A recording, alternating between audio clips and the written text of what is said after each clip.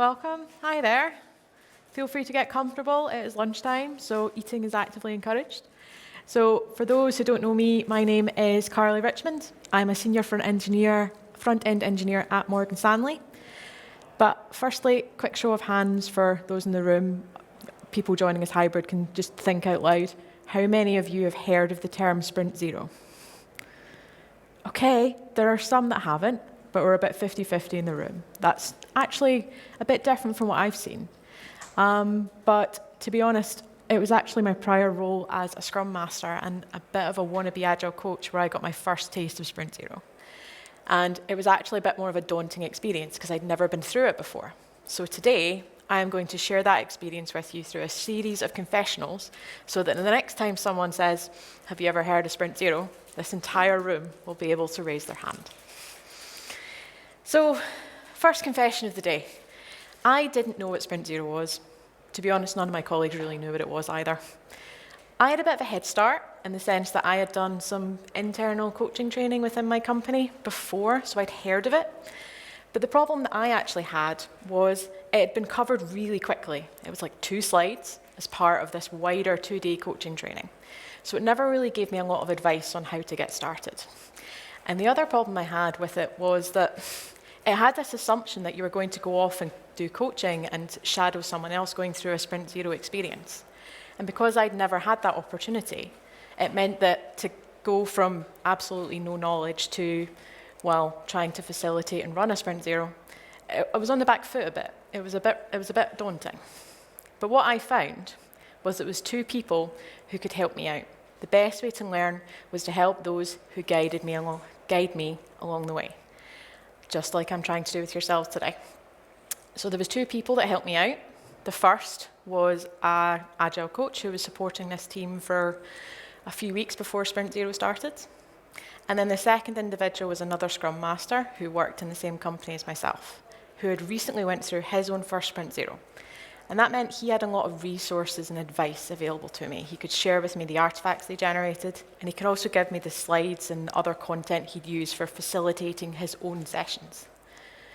And it was actually the support of both those individuals that helped me actually understand what Sprint Zero actually is, and rewrote it from that definition I learned in training. It's actually a significant period of time where a team come together to try and figure out how they want to prepare themselves to deliver value in upcoming delivery sprints, by any means that they see fit.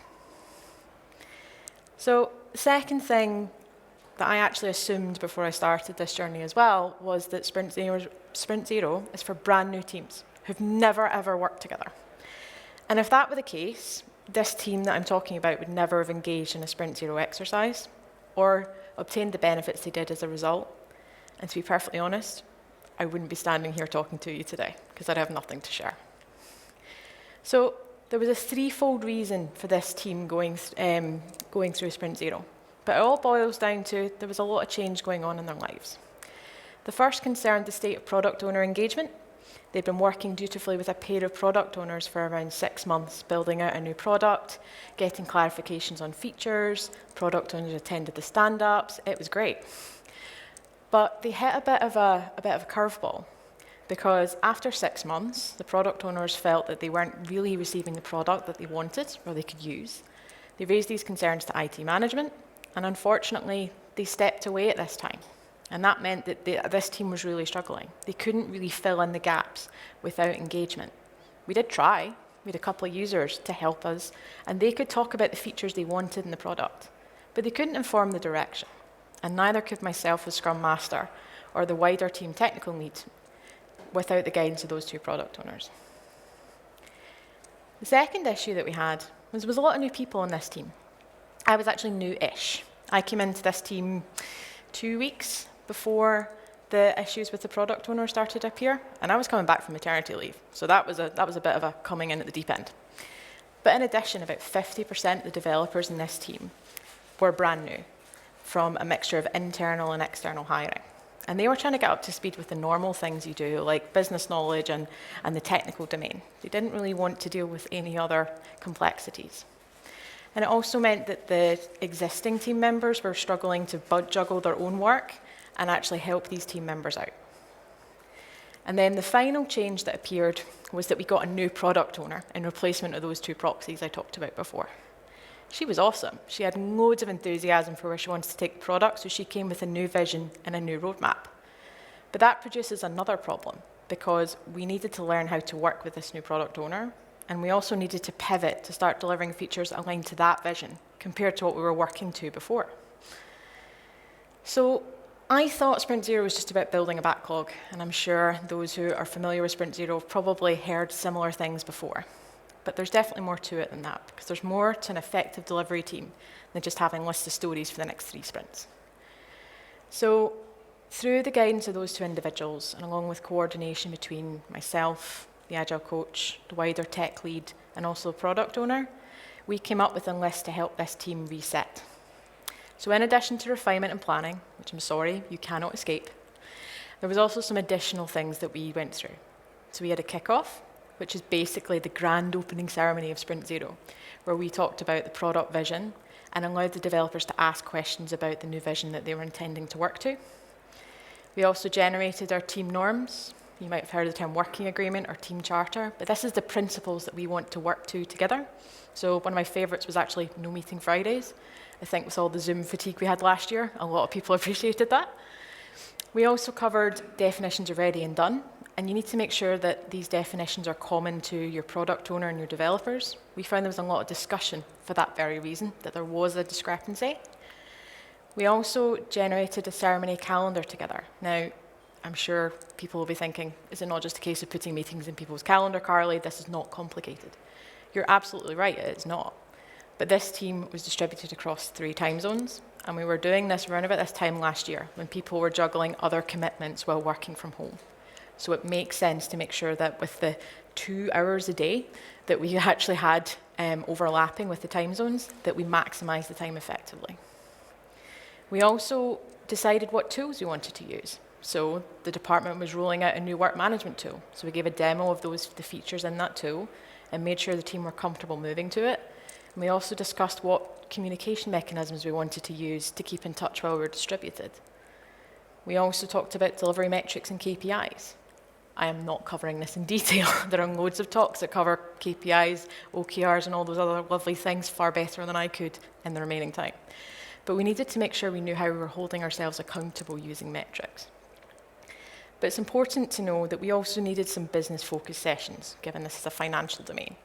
So we covered the user personas of the system to get a better appreciation of the users of the product, which is what I refer to here as stakeholder analysis. And then the second one was our product owner took us through the different types of financial instruments housed in the product, how they worked, and how they related to the day-to-day responsibilities of those personas, which was really useful. But it's important to note that this is just the list that we came up with, and there will be themes emerging from any team going through a Sprint Zero that might be slightly different. So it's important to make sure you include anything else that you feel is appropriate. So you're never going to get it right first time. And now with hindsight, I can see a few things that I would do differently if I could go back in time and run this Sprint Zero again. The first thing is we spent a lot of time talking about, as you saw from that list, very practical elements about how we're going to work together. But we didn't really bond the team together very well. So one thing we did on the suggestion of the Agile coach was we decided to do a photo collage exercise, just to let people get to know each other a little better. But it wasn't actually that successful. Only 2 people out of the team did it, including me. And this is what mine looked like.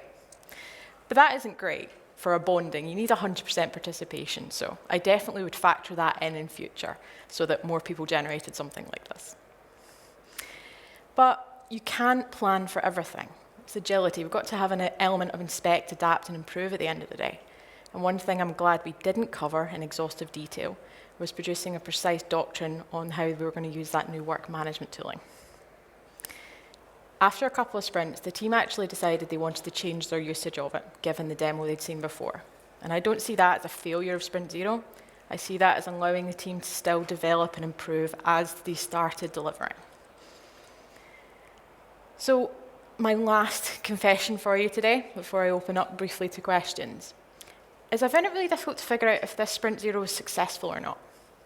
If I cast your mind back to that definition I covered at the start, it was all about preparing to deliver. But how do you know if you've done that if you haven't started delivering yet? We did try. We housed a retrospective and tried to figure out how well that situation had been. But it was too close in our rearview mirror for us to truly determine if it was successful. We found out it was successful 2 months later at the team's first sprint review. I will share resources where you can learn about why it took 2 months to hold a sprint review for a team that do 2-week sprints. Not enough time today. However, it was one of the most successful reviews I've been in, despite the fact it was on Zoom. We were getting so many questions, comments, feedback, and active discussion from IT management, users, and even those 2 product owners from the start of this story, that we had to arrange a follow-up 30 minutes. And that ultimately, for us, was the point when we could determine that Sprint Zero had helped us. It hadn't been a useless exercise. It had helped us figure out how to work together, and it had also helped us to realign to a new product vision that everybody could get on board with. So thank you very much for taking your time with your lunch to find out more about my confessions of a Sprint Zero. So irrespective of whether you've heard of this term before, I hope that you'll find these useful and that you'll be better prepared to engage in or participate or even run a Sprint Zero in the future.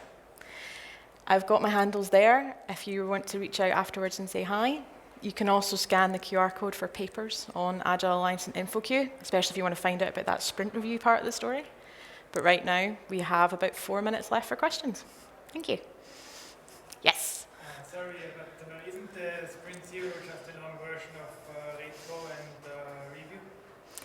Sorry, can you repeat the question? Isn't the Sprint Zero just a long version of doing just retro and reviews? No, not necessarily, because the intention of Sprint Zero is that you're preparing yourselves at the start. Obviously, retrospectives and reviews need to be happening regularly through the point when you're delivering. But it's very difficult, and I know there's a lot of contention on this, it's very difficult to just start going immediately to delivering straight away. There might be things that you might need to do to prepare the team. So obviously we've talked about practical elements like norms, etc. There might be other factors such as maybe you do need to engage in roadmap planning if you work for a large organization, or maybe you need to work with your design team to figure out the initial list of features or what your minimum viable product is. So for that reason, it's not the same. Certainly it's important to do retrospectives regularly, and if your Sprint Zero is longer than your cycle, just continue doing the retros through, because then you'll improve and you'll get better. And that includes your Sprint Zero as well, but they are slightly different. Yep? When are you supposed to do Sprint Zero? When? Oh, now that's a question. So originally I was always told it's whenever like a brand new project gets kicked off, that was the point to start a Sprint Zero. But obviously a lot of the time we're not on that kind of situation. It's normally for resetting the existing team. So my advice is, if you've got a significant change and shift, such as the factors that we talked about towards the start, like a new product vision, or maybe a significant change in the team dynamics, you might want to consider it then. I had an interesting discussion with a colleague a while ago who actually suggested that you should be doing these regularly, maybe once a year. That depends on the team and the culture of the organization. That might be overkill in some situations. But certainly it should be something you should be thinking about with significant change, just to give people the time to process and figure it all out. Cool. Any last questions? Nope. Okay, cool. Well, thank you very much for listening, everyone. And if you want to come up and ask anything afterwards, feel free. I'll be around for a little longer. Thanks all.